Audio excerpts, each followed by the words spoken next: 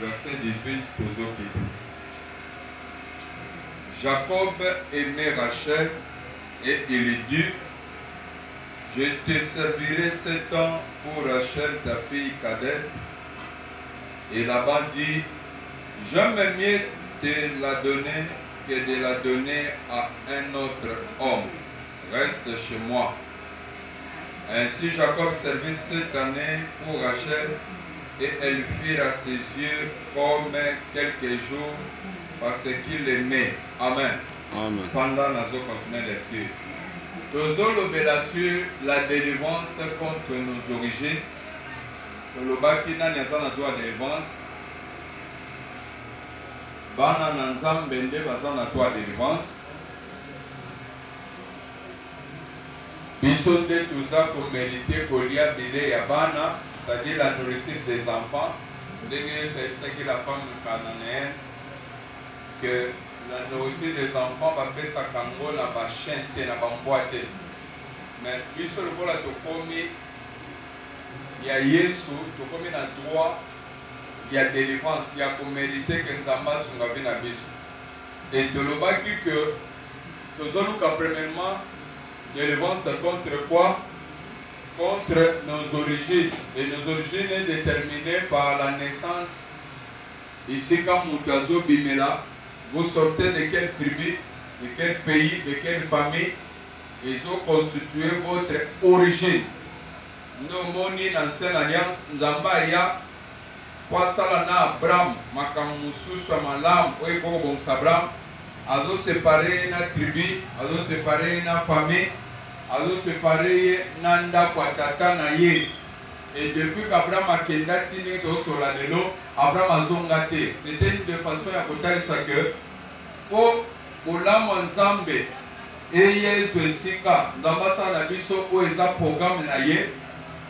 Nous avons l'obligation de origine na biso. Et aujourd'hui là, s'il faut se séparer de l'origine, les athées pour voyager aux athées sur les bandes mboka ailleurs, mais spirituellement, il faut singawane sani et katana, katina yo. Singawana soke katani nenge ecclesia sezoloba, soke katani nde kozala mwana ya kana ekoyi kosila katina yo. Or kana c'est-à-dire la malédiction base à la esclave, il y a des esclaves. Amen. Amen. Awa, nous avons la histoire de Jacob, rapidement. Jacob a sa moana, il y a Isaac. Jacob a voté ma passa. Et il est arrivé, papa, comme il a un moment où il a bango. Jacob, maman, n'a pas eu mayele de façon que l'engen zamba yebisa déjà maman. Quel est qui a dominer? Maman a veillé qu'il y a un message ensemble. Il y a promesse ou on a pu s'accomplir dans 4 mois. Et maman a fait l'effort. Il y a orienté moi pour moi que nous avons bénédiction. Et papa, Pamboli Jacob, et Zaouta Maouti, Nazamba Yabuakuti, bénédiction c'est Pessamari. Et Pessaki jalousie Kanda. Et ça va être la posa pour Jacob. Dès papa, c'est le bois. Il n'est pas nous là-bas, qui est jusqu'à ce que Kanda ne connaisse pas. Quand Jacob a commis Awa, Azokutanana, Rachel, Ayeko, lié sa bapate, Jacob a sorti la bapate, ce qu'on a sans décolabino. Nazamon et Rebecca, ainsi de suite. Ne, Kozonga na bango ba commis nanda, tango Jacob a kutani. Nan là-bas, noko na ye, basololi, ti esali ke mikoloana, Jacob a koko kenanga musala ko mema biloko na bango ke loboko na bapate, azo songa kana bango, ndenoko a décidé le but que de koko continuer boete. Yo ko sala ka musala sa pour autant que ngana futa yo, il faut to yo kana na ko futo combien. Ça dit par là, papa Zonga, ko zona cité. On a juste travaillé le film, c'est comme ça toujours. Nous allons là, on n'a pas besoin de ça, on a besoin de ma voix. Noka Zoroba, Yebisanga, salaire ne que Salani. Comme Noka Saki n'a pas de mi balé, Yabasi, Yamukolo Leya et Yaleki Rachel. Jacob a dit, moi j'aime Rachel. naponi Rachel. Et bayokani lokola Jacob azaki na mbongo te, contrat na bango ezalaki na koservir yo 7 ans po opesanga mwasi. Noko ndimi opesa c'est une bonne chose. Musale banditi c'est un coca. Bible zoloba c'est wana bimi loko pamba et pas Jacob parce que alingaki mwasi. C'est-à-dire soki mutalingi mwasi pona kobala ye. D'autres zolobele no côté. Ya za na posanda zo mwasi na ye. C'est ça la logique. Donc on a mutami pesi penati akoksa libala wana. Ensuite Jacob dit à Laban quand on s'était coquille, donne-moi ma femme, car mon temps est accompli, et j'irai vers elle. Laban réunit tous les gens du lieu et fit un festin. Le soir, il prit Léa, sa fille, et l'amena vers Jacob, qui s'approcha d'elle. Et Laban donna pour servante à Léa, sa fille, Zilpa, sa servante. Le lendemain matin, voilà que c'était Léa. Alors Jacob dit à Laban, qu'est-ce que tu m'as fait? Qu'est-ce que tu m'as fait? Ezana batebele. Na bafi na bango ndenge tozo sambela. Ezana makambo bango ba esperaki ke bakoyo kozwa, mais bakutani na ngote bakutani na makambo susu. Na ba domaine nyonso vie. Mususu azaki na confiance à moninga, espoir que moninga akoko sunga ngai. Mais au finish azokuta ke bapesi merci o bapesa na mbwa. Ne Jacob eloko azokuta nango. Qu'est-ce que tu m'as fait? N'est-ce pas pour Rachel que j'ai servi chez toi? Pourquoi m'as-tu trompé? Pourquoi? Laban dit, ce n'est point la coutume dans ces lieux de donner la cadette avant l'aîné.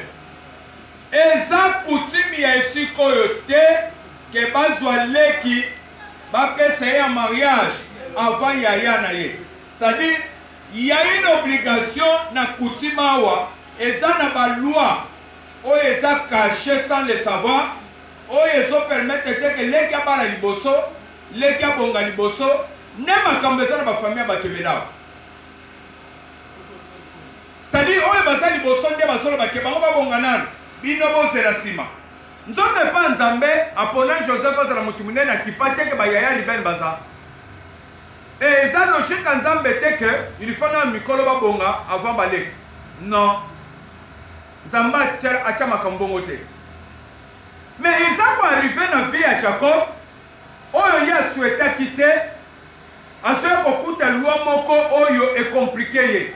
Déjà na butu ya bimi déjà na yaya automatiquement Liban les a consommés, fait de salaki et zalaki ndepona yaya.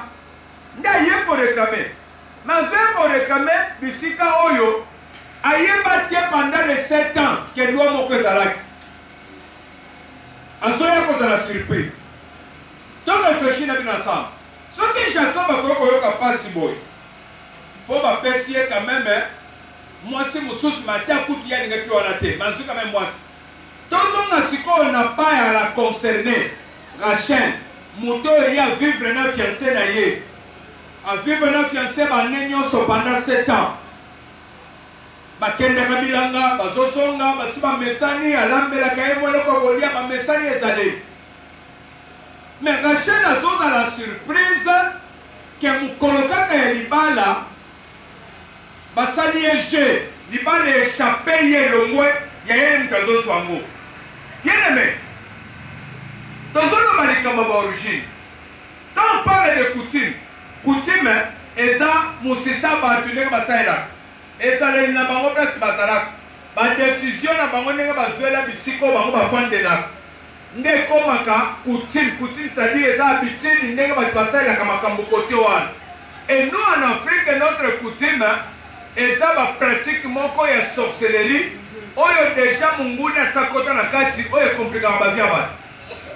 C'est-à-dire on na coutume moko on peut marier la fille aujourd'hui mais na dot na ye bazo senga kitambala na kitambala wana so boye na yango bozo kuta famille mobali bozo partager kitambala wana deux famille mobali azui famille mosi pasa nini azui mais kitambala oyo bazoka bolanga nte et ko bani c'est-à-dire tous les deux familles to sani de ce contrôler les ballons oui ou non oui c'est-à-dire to simbi yango to sui yango biso to kangi yango c'est-à-dire tous les deux côtés on peut gérer ça parce que gérer les ballons na bino ba ko tout sanga tout moment c'est-à-dire ça na ba coutume mususu na moment ba to pesa ba dot il faut veiller si neni to ça et non on to pesa le dimanche j'avais dit ceci ce qui nous aux délivrance contre ton origine, contre ma famille. C'est quand même que ok. Un jour ça va vous rattraper. Le dimanche, dans cette histoire, il y a Esther Nakatsabi. Esther va se retrouver reine et pas roi Assyrus. Mais mon père, comment que Zolanda Bayuda qui faut pas bomber bango pour passer l'esclave. Bango ne se fait pas koufa. Mardocha Zola pour ça la démarche pour pas le cas de défense. Mardocha Zola c'est Esther. Ce qu'on tiki to koufa. Et ça Zola. Moi je comme appelle roi ça tenga na na katiao. Pour le cas de nible bosala. Mardocha c'est attention. Moi na ngai. Quand ça demo yo za kunande ko échapper. Lui Zolanda la matinios. Et que yaba na ke yo bosa mu yudo ko koufa. Ce côté limité, il y a pas qu'un zamba qui peut se solution place musus. Peut-être que quand nous zamba n'ingaka que on a la place on a un moment à boende qui s'amène biso sauver biso. Et oui, effectivement, ne serait que Esther pas sauver bango. Nous sommes des zamba bon ça qui fait ça la bon pas sauver bango. Et personne on a très bien. Amen. Les hommes bisayo, délivrance na yo ko sauver famille na binonyos. Amen. À partir de yo, famille n'a pas de tombe, manenge Joseph a tombé la famille. À partir de yo, famille n'a pas de tombe, manenge David a tombé la famille. À partir de yo, famille n'a pas de sengo, pourquoi yo bali mukonzi. À partir de Esther, ba yuda nyonso babika na liwa, bonani, ba luka kisko nzamba intervenir. Oh, mon Dieu, quand on coûte un roi pour décision changer, c'était toujours la reine Esther pour y permettre il y a roi. Et pas gêner, pas l'outil va coûter un roi, si décision c'est échanger. Tant que tu as une délivrance, il y a une origine d'abisso. Et qu'on ne rattrape pas d'abisso un jour. Esther a ça la carte de Kwalibala, mais les rois et Bayuda, et sont en paix pour soyer. Et qui peut m'en aller, c'est-à-dire que l'autre, on s'en appelle aux Opambola. Ozo simbambo, ozo misala bien, ozo somba banda, ozo voyager. Mais papa, na famille batu pe bazo bambo, na famille pe batu ba resisa, ba kendeki li boso ba sombe pe babilo. Mais au finish suka na bango, décision famille zani. C'est-à-dire quoi? Na kati na ba famille nyonso, il y a des systèmes de famille où esala kake contrôle la kabat et gérer kabat. Même à musika, il y a famille aux musika mboka. Tant que délivrance ne continue à la makila na yo, c'est que un jour tôt ou tard, ça va toujours vous rattraper. Pourquoi? Vous êtes porteur. Il y a makambo la kata makila na bino. Rebecca zoza la surprise. Je vous dis que vous avez na tonga sa qui n'est bien fait c'est banana pourquoi aibika ki yem kasoba. Mais à cause de leur coutume, peut-être ça. Aux ana fiancé. Fiancé na bino so women. Maman, polingato yako sutukalobi. Ozoyoka ke papa ogi atomba na mwasi mususu tandis que yo bozalaka na ye.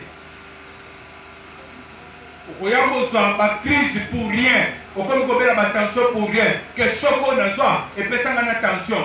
Et pesanga na estomac. Pour rien. Mais nyonso ezali. Eza cause ya votre coutume. Na coutume na bino epekisaka makamuni. Il y a Rebecca boya ke ya bala libosa yaya. Bongo ya bino koko za epekisaka makamuni.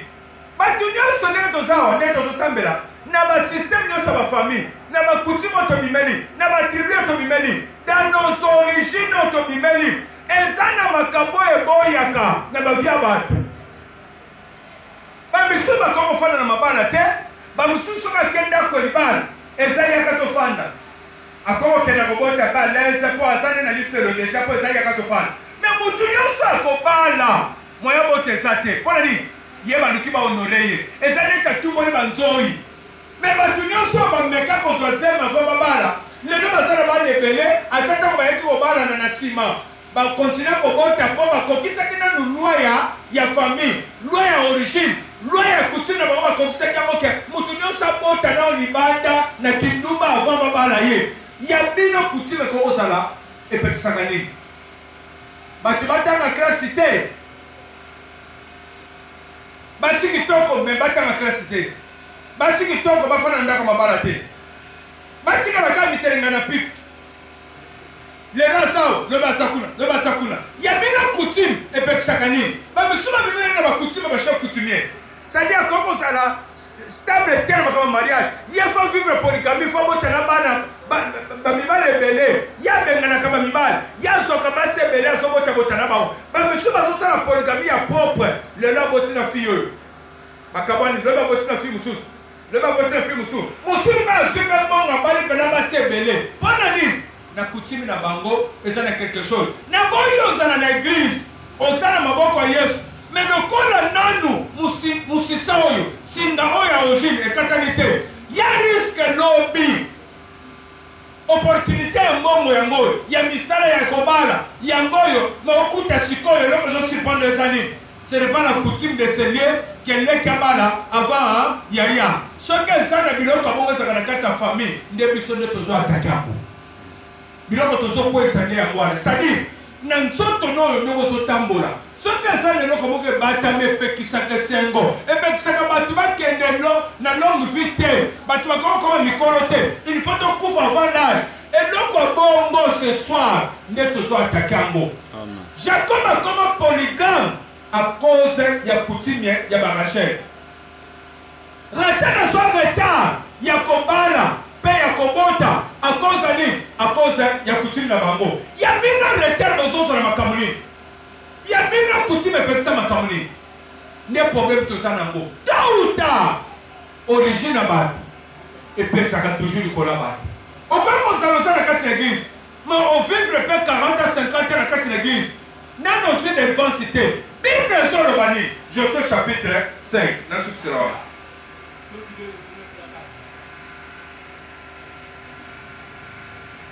Josué chapitre 5 verset 9 bible ezoloba nini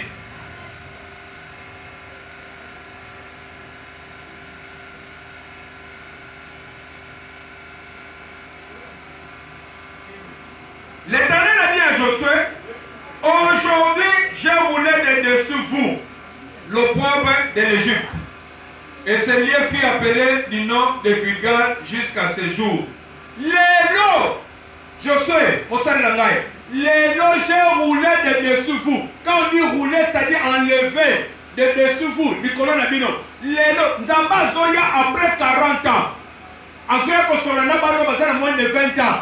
Abomi ba parana ba kata désert bana na basala na Égypte te ba yebi ba venir Égypte te ba yebi ba concombre Égypte te mais ba sio ko kutana ke après 40 ans na désert nzamba so ko isa bango na monoko prophète Josué nzamba so bani aujourd'hui j'ai enlevé du dessus vous le peuple de l'Égypte le nom de la longoni soni ya Égypte soni ya Égypte to le bakesani ezali conséquence ya malédiction ya Abraham na Sarah bakosa roi pharaon qui a baza mosina mobali te bazwa richesse babima nango na Égypte et nzamba yaka ebisi Abraham sache-le que tes descendants bazosala esclave quelque part nde yango soni ya Égypte alléluia alléluia Amen. nde yango soni ya Égypte et tolobaki que la grande délivrance eza lié na origine na mutu na makambo eza lié na famille et la petite délivrance